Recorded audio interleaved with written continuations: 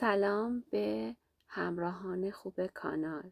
امیدوارم که حال دلتون عالی باشه و بتونید با استفاده از ویدیوها به اهداف و آرزوهاتون دست پیدا کنید.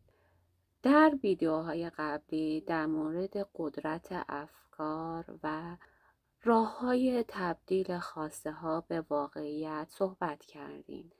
امروز در مورد موضوع مهم دیگه‌ای با نام چطور از انرژی شکرگزاری برای جذب خواسته هامون استفاده کنیم. شاید به نظرتون ساده بیاد، ولی شکرگزاری ابزار قدرتمندیه که میتونه شما رو به خواسته هاتون برسونه. به چه صورت؟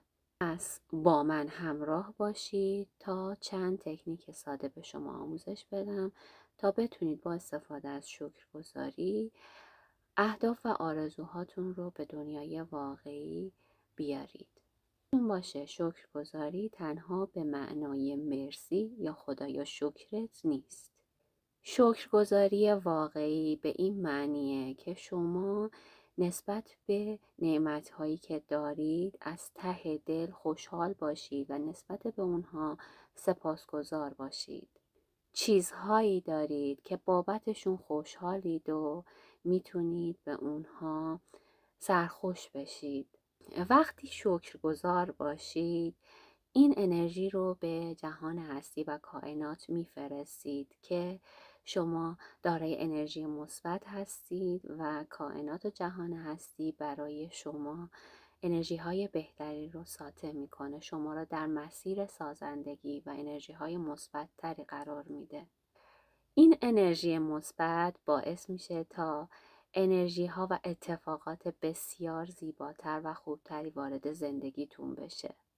آدم های بهتری سر راه زندگیتون قرار بگیره، همزمانی های بیشتری رو حس کنید و کلاً بر مدار مثبتی که قرار بگیری کائنات و جهان هستی هم اون مدار رو برای شما بیشتر به گردش در میاره.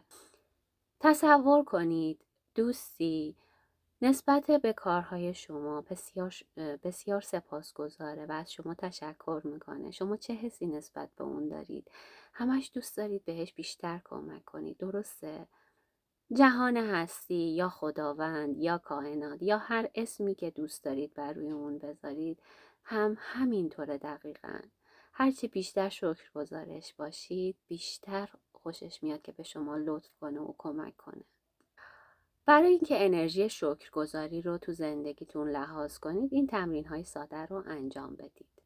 یک دفتر شکرگزاری تهیه کنید و هر شب قبل از خواب 3 از نعمت‌هایی رو که اون روز بابتشون شکرگزار بودید رو در دفترتون ثبت کنید.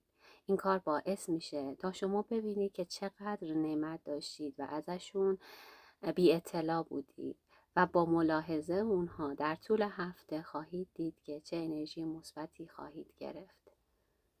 شکرگزاری در لحظه رو بهش عادت کنید، به این صورت که هر چی در زندگیتون از خوشی صورت گرفت شکرگزارش باشید و در همون لحظه از خدا یا کائنات یا جهان هستی طلب شکر و سپاسگزاری کنید. مثلا دوست خوبی به شما زنگ میزنه، همون موقع شکرگزار خداوند باشید، یا یک قهوه لذت بخش رو میخورید یا هر چیزی که به شما لذت آنی میده در همون لحظه سپاسگزار و شکرگزار خداوند باشید.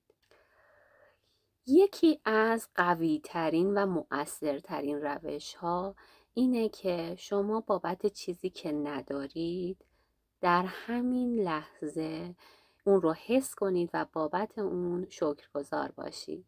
مثلا اگه ماشین جدیدی رو میخواید بخرید همین حالا احساس کنید که پشت فرمون نشستید و بابت این احساس قشنگ شکرگزار باشید. شکرگزاری مانند عینک خوشبینی عمل میکنه.